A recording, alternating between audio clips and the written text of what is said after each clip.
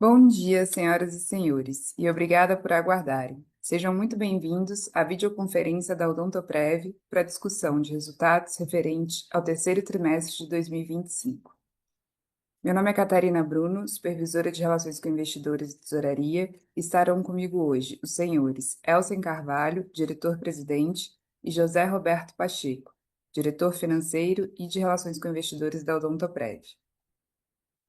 Essa videoconferência está sendo gravada e transmitida também pela internet, e o link pode ser acessado no site de RI da companhia, em www.ri.odontoprev.com.br, onde se encontra disponível a respectiva apresentação.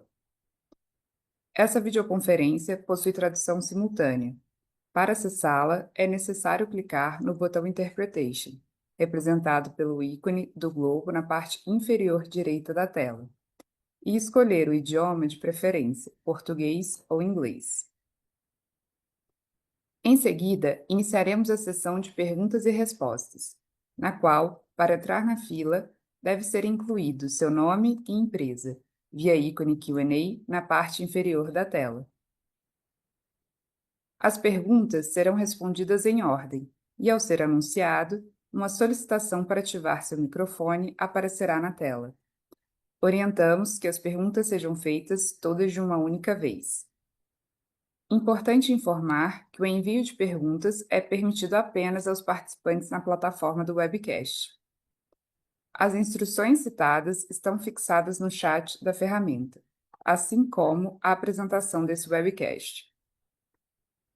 Antes de prosseguir, gostaríamos de esclarecer que eventuais declarações que possam ser feitas durante esta videoconferência relativas às perspectivas de negócios da Odontoprev, projeções, metas operacionais e financeiras, constituem-se em crenças e premissas da administração da companhia, bem como em informações atualmente disponíveis para a Odontoprev. Considerações futuras não são garantia de desempenho e envolvem riscos, incertezas e premissas, pois se referem a eventos futuros e, portanto, dependem de circunstâncias que podem ou não ocorrer. Investidores e analistas devem compreender que condições gerais, condições do setor e outros fatores operacionais podem afetar os resultados futuros da Odontoprev e podem conduzir a resultados que diferem materialmente daqueles expressos em tais condições futuras. Gostaria agora de passar a palavra ao José Roberto Pacheco, que iniciará a apresentação. Por favor, Pacheco, pode prosseguir. Olá, bom dia a todos. Sejam muito bem-vindos aqui mais uma vez para a gente tratar hoje dos resultados do terceiro trimestre e primeiros 9 meses agora de 2025. A gente passa aqui para o nosso primeiro slide, em que a gente endereça as principais métricas para a conversa hoje. Em particular, ali no canto superior esquerdo, a evolução da receita líquida, do ticket médio, ah, atingindo 7% em 12 meses. No alto à direita, um destaque bastante importante, a gente vem comentando disso nos últimos trimestres, nesse não foi exceção, a gente normalmente não usa a palavra recorde, mas é inevitável mencionar o movimento positivo no trimestre, em 9 meses e em 12 meses de crescimento no segmento PME, principalmente através da marca Bradesco Dental. Finalmente, embaixo, o retorno, né, a rentabilidade medida pela margem EBITDA, ah, sem igual na saúde suplementar brasileira, trazendo ali patamares acima de 30%, tanto em 9 meses quanto em 12 meses. Finalmente, o nosso lucro líquido crescendo 2 dígitos na comparação anual e atingindo 556 milhões de reais. Mais uma vez, sejam muito bem-vindos aqui à nossa videoconferência do terceiro trimestre. Nosso próximo slide, a gente traz dados que saíram hoje, em particular, da Agência Nacional de Saúde, mais uma vez o dental tendo um crescimento importante, são praticamente 35 milhões de beneficiários agora no dado especificamente divulgado hoje, Isso significa 17% de penetração na população brasileira, ainda bastante inferior ao já observado há alguns anos no setor de saúde suplementar, ali 26% dos brasileiros. A gente permanece bastante otimista com o potencial de crescimento desse, que é um setor ainda incipiente no nosso país. Nosso próximo slide, a gente traz os principais jogadores, os principais participantes do mercado odontológico. Aqui a gente traz a receita. Na realidade, a Odontoprev tem as duas principais receitas, as duas principais carteiras componentes do setor de planos dentais, como sabemos, corporativo ali com 1,3 bilhão de reais, o individual e de pequenas empresas se aproximando do primeiro bilhão de reais. Essas são as maiores carteiras do mercado brasileiro, demais companhias ali procurando chegar perto ali de 900 milhões de reais. A gente demonstra também aqui o ticket médio da carteira de planos PME individuais, cerca do dobro, né, que a gente observa na média do mercado, mais próximo ali de 20 reais. Bom, passando para o nosso próximo slide, a gente tem, como já destacamos anteriormente, e a gente espera ter esse slide como uma constante durante aí um bom tempo, a evolução bastante estratégica através do canal bancário, através da marca Bradesco, trazendo novos clientes pequenos e médios para portfólio da companhia. Foram 64 mil adições líquidas agora nesse trimestre, 150 em 9 meses, 180 em 12 meses. Esse é um movimento estratégico que nos orgulha muito, ele é muito difícil de ser replicado pelo mercado, pelos concorrentes, e, por último, um potencial bastante relevante de expansão nos próximos anos. Nosso próximo slide, a gente mostra aqui a composição da receita segmento a segmento, aqui a comparação de como estava a composição da carteira no terceiro trimestre do ano passado e agora a evolução desse terceiro trimestre de 2025. O claro destaque é a evolução do segmento PME, lá atrás 21% da carteira, agora atingindo 23% da carteira. Ambos o segmento individual como corporativo cedendo ali um pouquinho de participação em troca da maior exposição aqui do PME. Bom, indo em frente, a nossa sinistralidade, esse é um slide importante para mostrar o sucesso da estratégia, da implementação de novos produtos cada vez mais relevantes na companhia. A sinistralidade ali, a gente destacando 40% no ano de 2022, notem em 23 e 24 uma melhoria contínua, nos 12 meses encerrados agora em setembro de 2025, esse patamar é ainda mais eficiente, de 38,3%, praticamente sem oscilação em 9 meses. Lembrando a todos, né, claro, há um ano atrás, no terceiro trimestre de 2024, teve a mais baixa sinistralidade para um terceiro trimestre na história da companhia. Natural que esse número, bastante natural, mais uma vez, que esse número tenha vindo maior agora, pouco superior a 40%, só para ilustrar, inferior, por exemplo, ao terceiro trimestre de 2023. Bom, passando aqui para o nosso próximo slide, a gente tem talvez um dos slides mais importantes aqui da nossa conversa, a ratificação, né, da nossa estratégia da última década, se eu puder dizer. A gente compara números de 2014 com os números acumulados agora em 12 meses. Mais uma vez, os planos para pequenas e médias empresas, os próprios planos individuais, com crescimento de 2 dígitos na sua margem de contribuição. Notem que, pela primeira vez, os planos massificados, né, como chamamos, já superam em margem de contribuição os planos corporativos, e tendo, mais uma vez, uma margem de contribuição, né, ali no patamar de 60%, bastante superior ali aos 44% de margem de contribuição observados no segmento corporativo. Esse movimento, mais uma vez, ele é muito difícil de ser replicado pelos competidores e deixam bastante evidente, né, a nossa estratégia de longo prazo e o potencial aí de geração de valor da companhia. Bom, indo em frente, aqui a gente traz a abertura como percentual da receita das despesas administrativas, também do custo de aquisição e, finalmente, do bad debt, né, do PDD.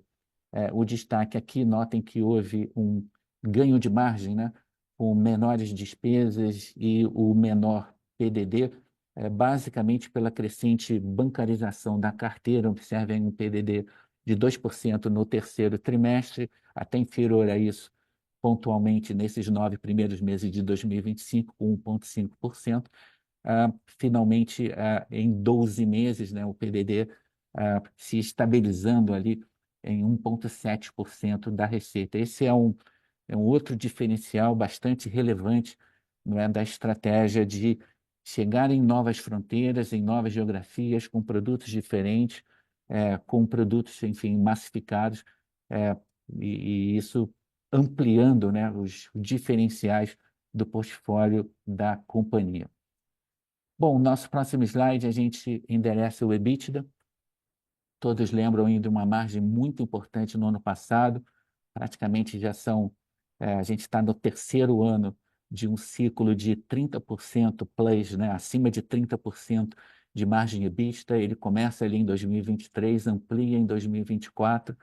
A gente registra nos 12 meses encerrados em setembro 32% de margem EBITDA. Eu diria que é extremamente provável que a gente tenha esse ano uma expansão de margem em relação ao ano passado, porque a dinâmica que a gente acabou de observar na sinistralidade, despesas estáveis, ambas do lado administrativo e comercial, ambas tendo ali na soma das duas um resultado equilibrado, finalmente um PDD mais eficiente. Então, essa é uma estratégia orientada a valor, a gente vem executando em 9 meses, crescimento de 2 dígitos ali do EBITDA merece registro também. Enfim, a gente está bastante construtivo aí no que a gente tem observado de potencial e retorno no portfólio da companhia. Bom, indo para o lucro líquido, o resultado acumulado em 12 meses chega a 556 milhões de reais, a variação de 5% agora sem nenhum resultado não recorrente, quer dizer, todo o resultado recorrente agora durante os últimos 12 meses, foi assim também nos primeiros 9 meses. Pontualmente, agora a gente tem uma retração de lucro líquido nesse terceiro trimestre. Passando para o nosso próximo slide, como a gente vem chamando a atenção, né, de todos, a evolução do CAPEX, né, atingiu o seu auge ali, o seu número mais robusto no ano de 2023. Já em 2024, a gente viu uma leve queda nominal. Essa leve queda nominal prossegue agora em 2025. É isso que a gente tem de interpretação para os próximos anos, né? Os grandes investimentos da companhia são destinados à tecnologia, melhoria de processos, implantação, né, de processos digitais, robotização, etc. Eles começam a trazer, claro, uma magnitude de depreciação superior aos anos passados, mas certamente é a principal razão para a gente esperar uma diluição de D&A, né, de despesas administrativas, no médio prazo.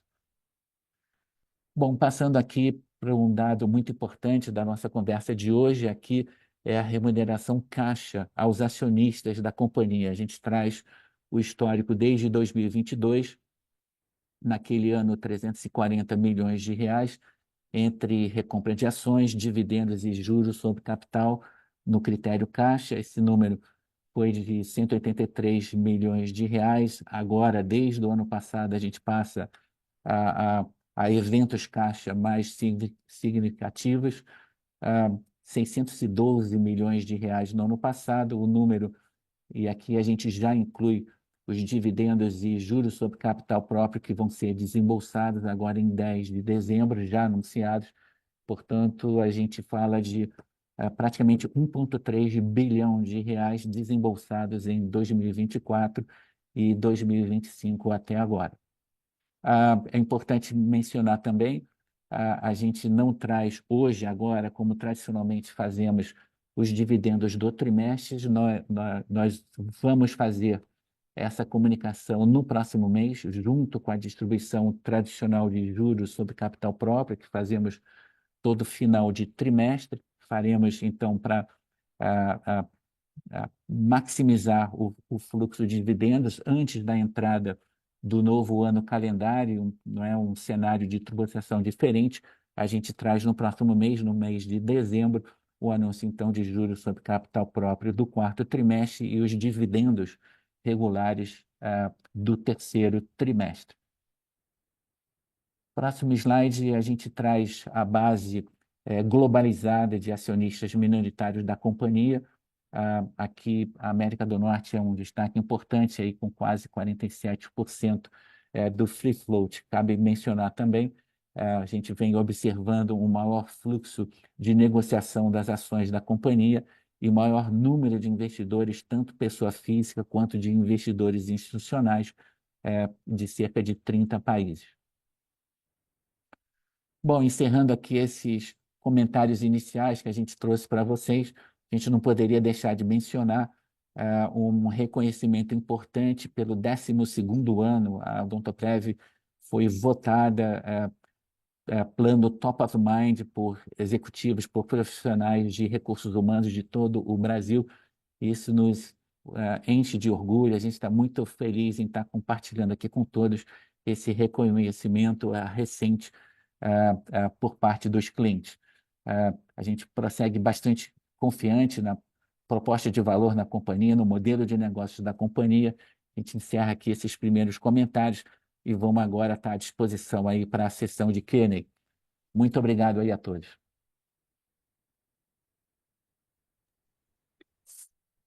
Bom, obrigada, Pacheco. Dando início, então, à nossa sessão de perguntas e respostas. Nossa primeira pergunta vem de André Salles, do UBS.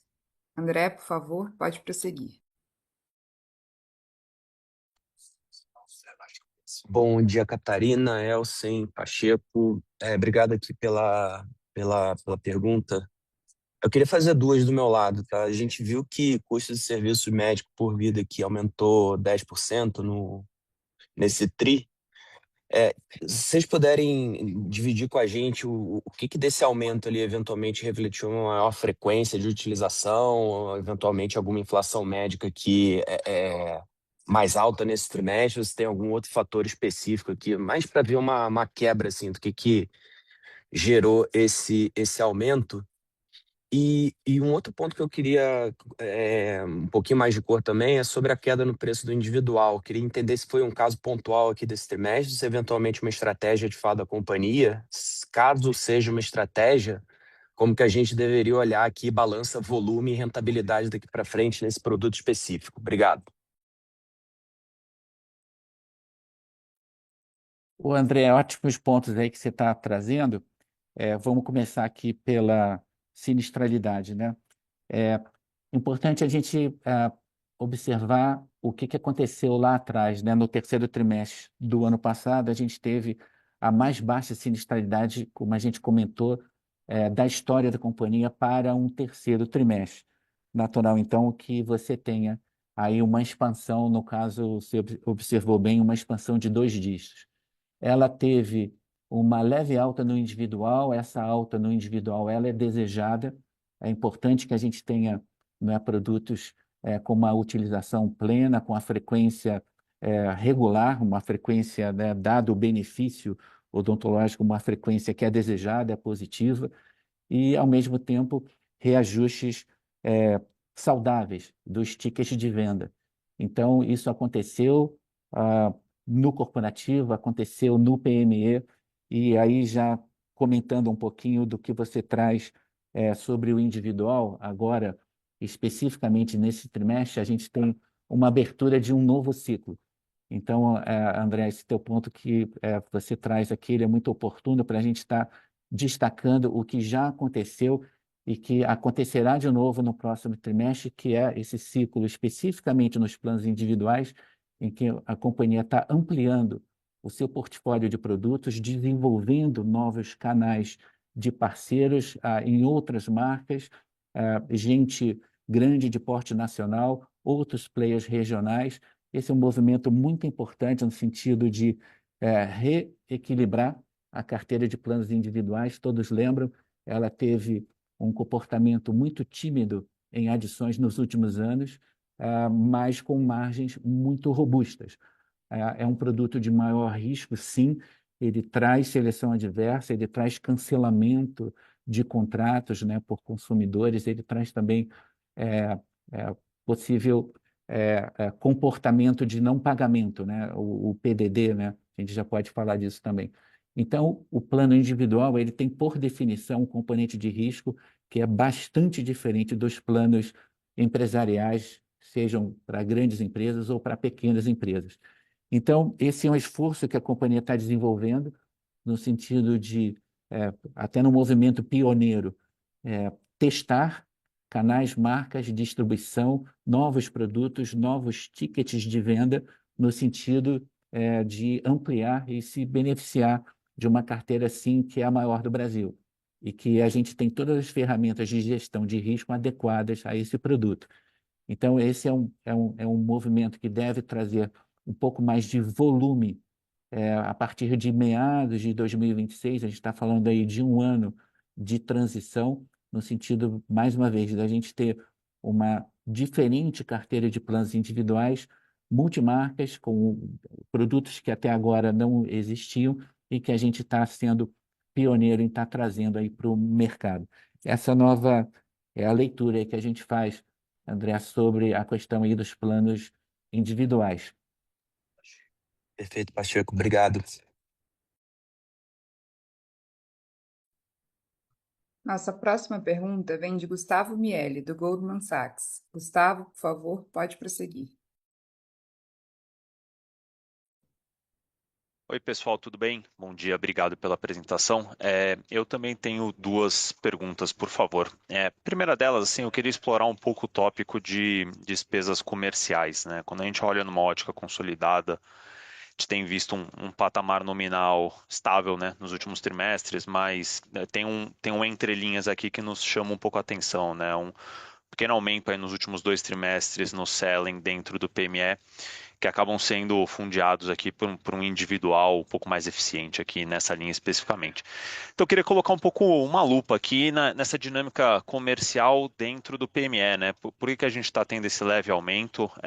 Chama atenção principalmente no contexto de canal Bradesco ganhando ainda mais tração dentro do portfólio da companhia. Então, mais para entender se é de fato uma mudança aqui de pagamento, de comissionamento aqui de força de vendas, ou se tem algum outro fator pontual que justifica esse leve aumento do selling dentro do PME?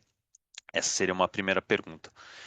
E um segundo ponto, até fazendo um follow-up num dos últimos comentários do Pacheco lá na apresentação sobre dividendos, né? É mais para entender aí com essa toada de geração de caixa bem forte que a companhia vem entregando, se vocês vislumbram, de repente, algum tipo de retorno de capital acionista acima do payout regular do ano, né? Sei que tem uma restrição aqui de capital regulatório, mas, enfim, eventualmente entender se existe alguma alternativa aqui de superar o lucro líquido do ano para retorno de capital aqui aos acionistas, como vocês estão vendo essa discussão.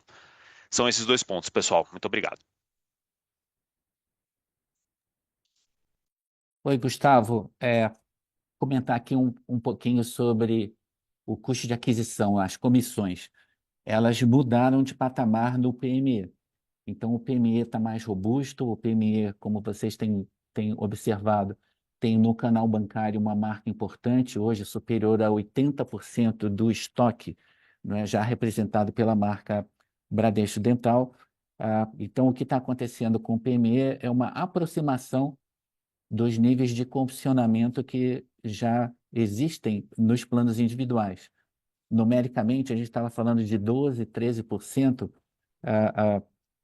Gustavo, de comissionamento histórico ali no PME, com a aceleração das vendas, um ritmo mais forte de conquista de novos clientes, é natural que existam campanhas, promoções, incentivos, de modo que a gente estima agora algo como 17, 18% como o novo patamar de despesa de comercialização ali no PME. Então, assim, crescimento de 2 dígitos da primeira linha, acompanhada de um comissionamento mais próximo aí do individual. Essa é a nova dinâmica do PME ali, tá?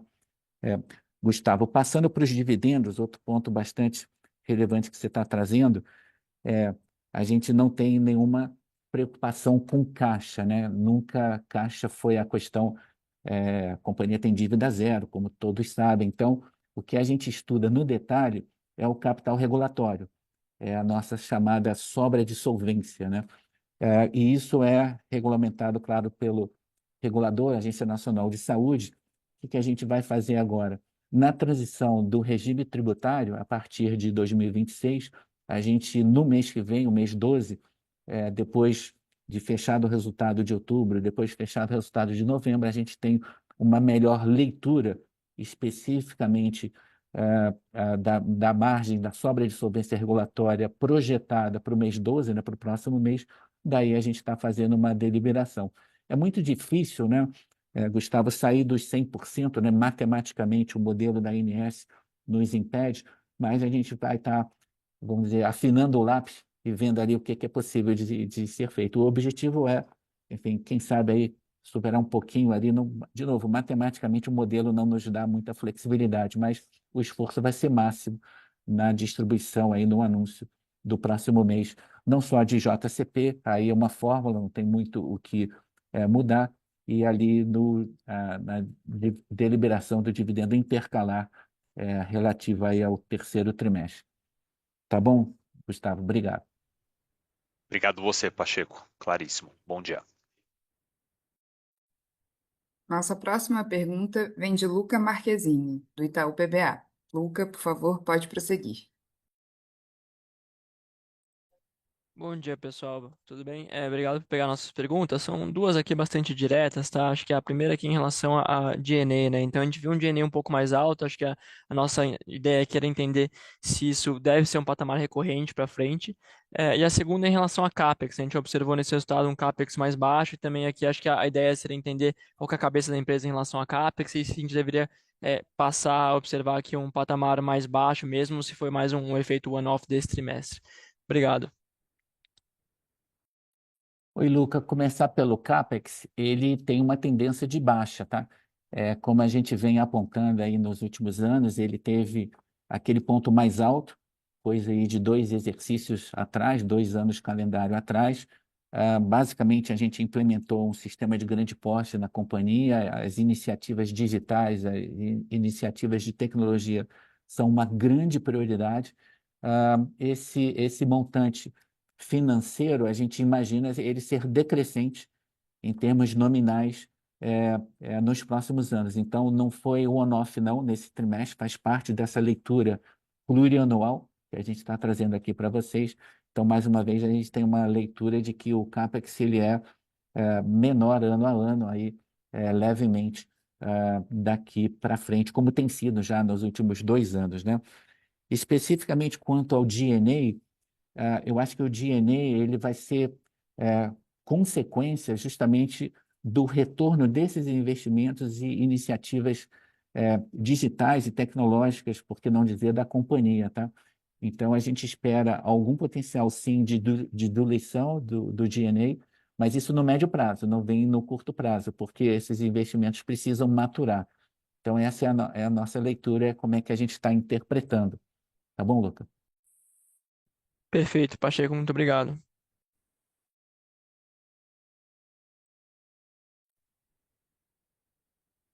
Nossa próxima pergunta vem de Gustavo Disseu, do Bank of America.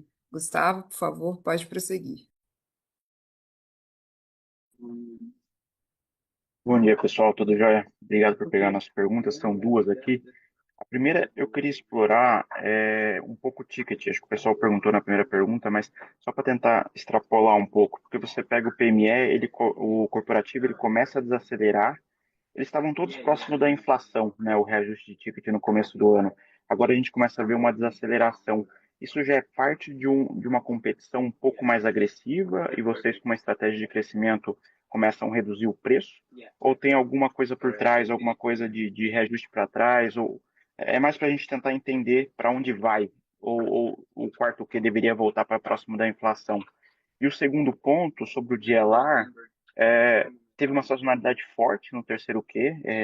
O que o Pacheco mostrou é que, de fato, os 9 primeiros meses ficaram igual do ano passado, mas daí quando você pega, imagina para o quarto tri, deveria voltar a uma lógica de sazonalidade normalizada e não esses picos que a gente viu entre o terceiro e o segundo por causa dos dias úteis, ou vocês veem algum outro impacto que fez esse crescimento ficar um pouco mais forte no terceiro Q? São essas duas questões. Obrigado, pessoal. Obrigado, Gustavo. Bom dia a todos. Deixa eu pegar uma aqui para dar tempo do Pacheco tomar uma água, né? Só ele está falando. Na parte aqui de comercial e de ticket, a nossa visão estrutural é que a gente vai ter um ticket no corporativo. A gente tem um desafio de um segmento que ele é mais penetrado, portanto, tem uma dinâmica competitiva mais intensa. A gente sempre cresce, né? Se você olhar aí de 2017 para cá, a gente cresce todos os anos. Esse ano teve uma dinâmica de início de ano mais complicada, né? A gente teve um primeiro tri muito negativo em vidas, e aí isso puxou o primeiro semestre para ser um semestre negativo, mas a gente já virou, já está positivo, né? E já sabemos que temos outubro muito forte, quer dizer, vai ser um ano que a gente recuperou, mas a dinâmica de ticket desse segmento, ela é um pouco atrelada à inflação, porque a gente é muito atrelada à capacidade de reajuste da carteira, e a carteira é muito grande, né? A inércia da carteira é muito grande, são mais de 6 milhões de vidas, 6,3 milhões de vidas, enquanto que para os novos negócios a dinâmica de ticket é menor do que a média da carteira por conta da competição, né? Então é um setor que segue com um desafio de ticket, sim. O dado trimestral, quando a gente fala de segmento empresarial, o segmento empresarial, o olhar trimestral sempre tem um risco de capturar volatilidade por conta do movimento de algum grande contrato que entra ou sai, né? Então, o mais adequado é você olhar uma janela de 12 meses. E aí você vê, na verdade, assim, a gente com uma capacidade de repassar, como o sinistro da carteira é equilibrado, não há necessidade de reajuste técnico, então o que a gente repassa é normalmente a inflação, e na briga por novos contratos, aí sim você tem eventualmente que reduzir o preço em relação à média da carteira para ser mais competitivo e ganhar novas contas, né? Então, essa é a dinâmica do empresarial. No PME, a gente tem a carteira também, de novo, do ponto de vista de legado. É uma carteira com ticket, com a sinistralidade equilibrada, então o reajuste não tem um componente técnico, é um reajuste plenamente inflacionário, e a gente não tem visto a necessidade de baixar preço para ser competitivo. Quer dizer, o Pacheco já falou sobre isso aqui, a nossa estratégia competitiva no PME, na verdade, ela não tem exatamente a ver com competição. Tem um pedaço do mercado, que é o pedaço operado por corretores de mercado. Nesse, as marcas competem, mas o grande diferencial que a gente tem da estratégia é que a gente tem um canal bancário para penetrar uma base de clientes que é ainda um oceano azul.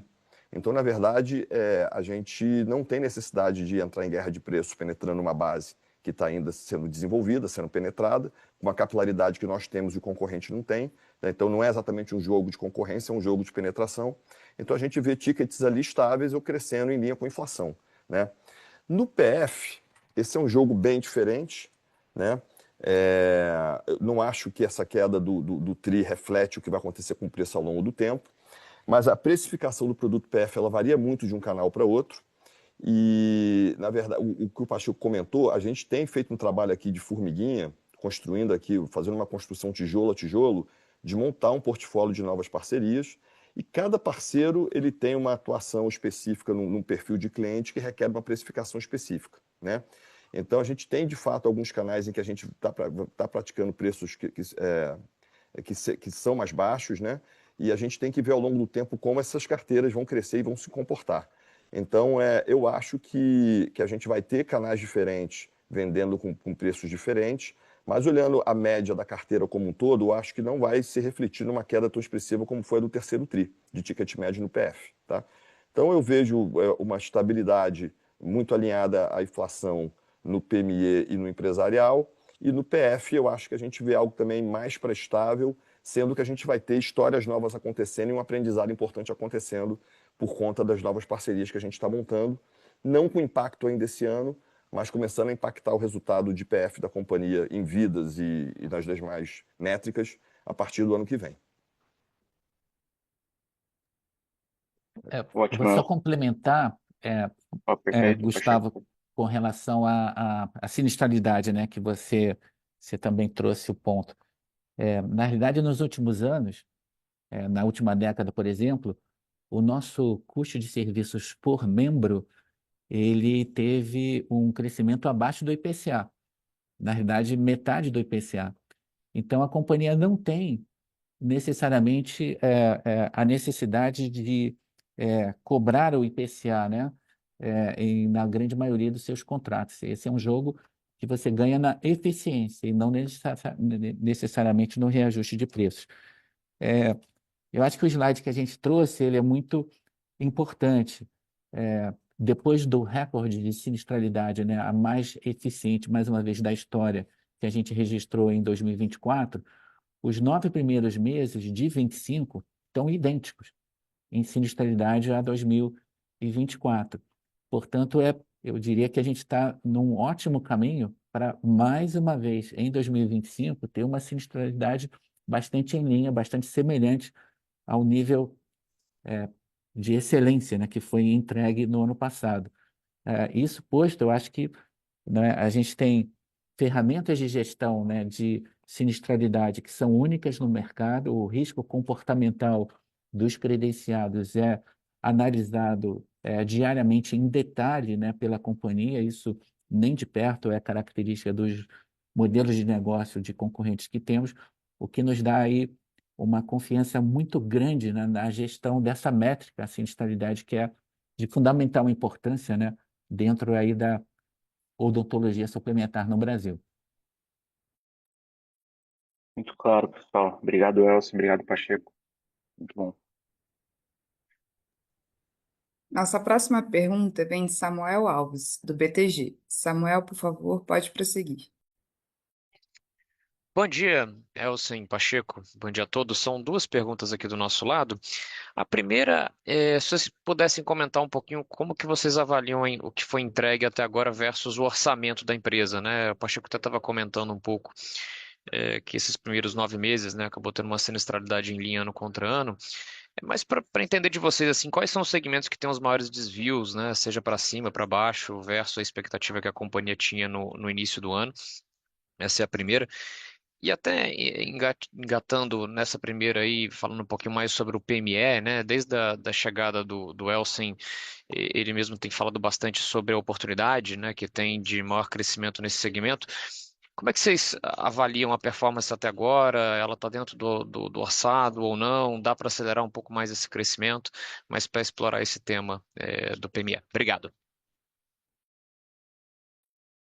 Ô Samuel, bom dia. Vou começar aqui pelo lado do orçamento, né? Na verdade, é um tema que a gente não conversa aí com o mercado, mas vamos dar um pouquinho aí de cor. É, Vou dividir em dois momentos, em dois pontos. O que aconteceu no primeiro semestre e o que a gente espera agora para o segundo semestre. O que aconteceu no primeiro semestre, por exemplo, em adições líquidas, foi atípico. Normalmente, a gente está vindo aí nos últimos 5 anos com mais de 100 mil vidas líquidas, né? A gente sempre fala em adições líquidas, e o que vocês viram foi um número diferente, mais tímido, de cerca de metade disso. Então, assim, a sazonalidade de crescimento esse ano vai ser diferente do orçado, diferente do histórico que a gente observou nos últimos anos, né? Esse é um ponto aí interessante. É, a gente já veio em linha com o que a gente esperava em adições líquidas agora nesse terceiro trimestre, e mais uma vez a gente está bastante construtivo com relação até o final do exercício, né? Isso na dinâmica de volume, na dinâmica de adições. Ah, é, Claro que o destaque, né, você vai estar comentando disso sobre os planos PME. A próxima linha que eu acho que merece aqui a gente dividir um pouquinho é a linha de sinistralidade. E a linha de sinistralidade, ela está exatamente, mais uma vez, em linha com o que foi entregue no ano passado.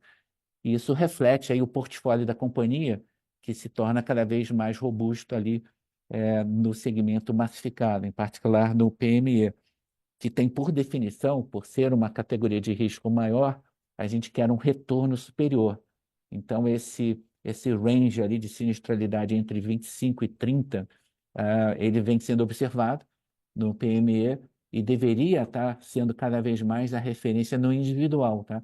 Mais uma vez, produtos de maior risco e que a gente demanda um retorno superior.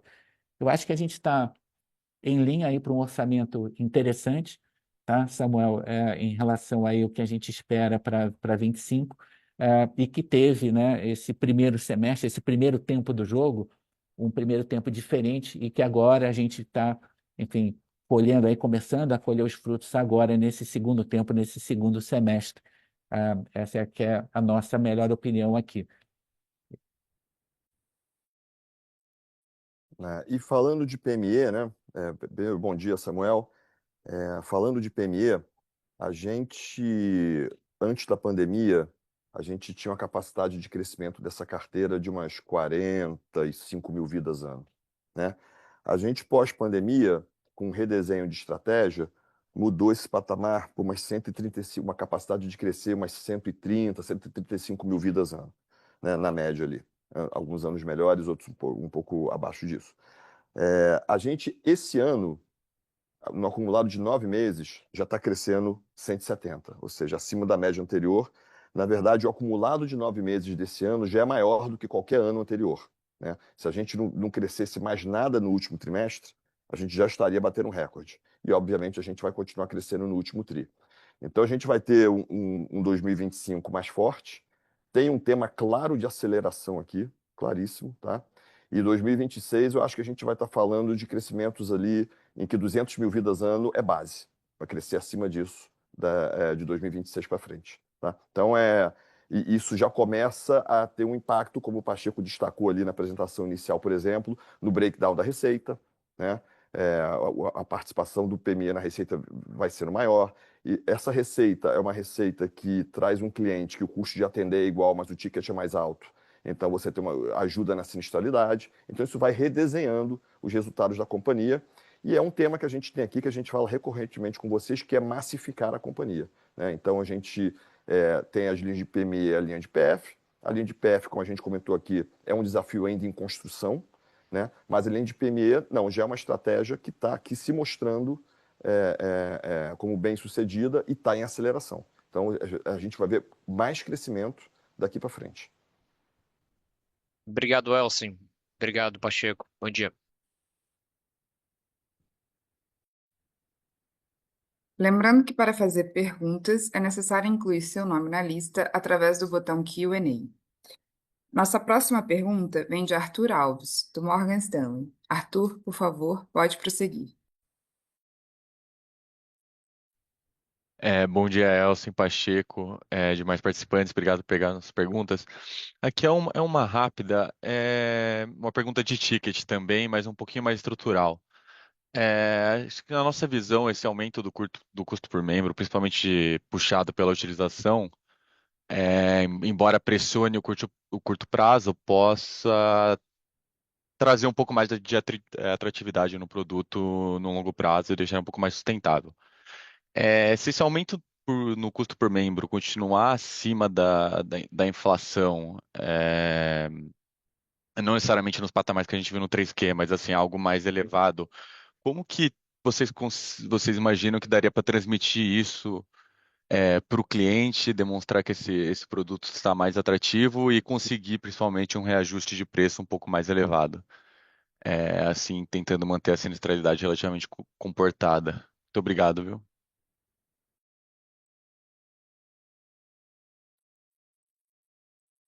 Eu vou começar aqui, só para comentar, Arthur, esse é um ótimo ponto que você está trazendo. Eu acho que tem que dividir em dois tipos de análise. O mercado maduro, que é o mercado corporativo, o segmento PME, em que a gente tem, né, uma trajetória muito exclusiva ali da companhia, e finalmente um cliente novo, né, que está chegando agora, um cliente que ainda não é representativo no mercado como um todo, que é o consumidor, né, o plano individual. As dinâmicas são bem diferentes, tá? É, então, assim, no ticket do corporativo, ele reflete, sim, o mercado competitivo, uma competição por escala, uma competição por tecnologia e a gente tem sido, Arthur, muito eficiente nos últimos, enfim, 5, 10 anos em ter uma margem EBITDA seguramente aí o dobro da concorrência. E isso vem em função de uma precificação racional, uma precificação premium e um reconhecimento pelos clientes de uma tecnologia de gestão, a montagem de uma rede credenciada e uma garantia de entrega de serviços que nenhuma companhia faz. Então, assim, essa é a dinâmica de um jogo já bastante tradicional ali no corporativo, que tem, em essência, uma sinistralidade de 50% estável há muito tempo, sem nenhuma perspectiva de mudança. Essa é uma característica aí da sinistralidade no corporativo. No PME, a gente acha que a elasticidade de preço ela está bem balanceada. Então, vocês veem ali uma estabilidade no custo, praticamente que se reflete num ticket também, que acompanha ou fica próximo ali aos índices de inflação. Esse é um segmento, claro, que nos interessa muito, o Elcio já bastante realçou o lado estratégico dele. Eu acho que a gente tem ali essa sinistralidade ali de 25% a 30%, né? Esse é um intervalo, já está pacificado, é o objetivo, é onde a gente busca precificar especificamente esse canal PME, seja com corretores, seja com canais bancários. Finalmente, o plano individual ele merece atenção. Eu acho que é exatamente esse o ponto. Por ser um produto de maior risco, a gente demanda um maior retorno. Ao demandar um maior retorno, isso muitas vezes não traz a retenção desse cliente. É um cliente de mais curto prazo. Todos sabem, o duration é mais modesto, o churn é mais alto. O que está começando a haver agora é um esforço de diversificação, novas equações nos planos individuais, de modo a você manter um custo de aquisição eficiente, ainda não chegamos lá, manter um nível de PDD adequado, a gente está numa ótima direção, né, como a gente já falou hoje sobre isso, e finalmente começando a ter um pouco mais de esperança em ter volumes, adições líquidas. Isso não vem no curto prazo, o número que aconteceu agora é um número ali pontual, mas a gente está, enfim, mais otimista em alguns trimestres na frente, dado esse movimento que está ocorrendo agora, a gente começar a ter um pouco mais de previsibilidade nas adições líquidas ali dos planos individuais. Isso vem com uma sinistralidade que não pode ficar, Arthur, ali nos 20%, 21%. Ela deveria se aproximar mais do patamar do PME, que já está ali 26%, 27%, 28%. Então, esse é o movimento, essa é a transição. A gente vê com ótimos olhos essa maior sinistralidade que deveria estar acontecendo nos planos individuais no médio prazo, para que a gente tenha, mais uma vez, a entrega de valor, o reconhecimento pelos clientes, portanto, uma carteira com maior valor presente líquido. Em essência, essa é a visão que a gente tem, tá, Arthur? Super claro, Pacheco. Obrigado.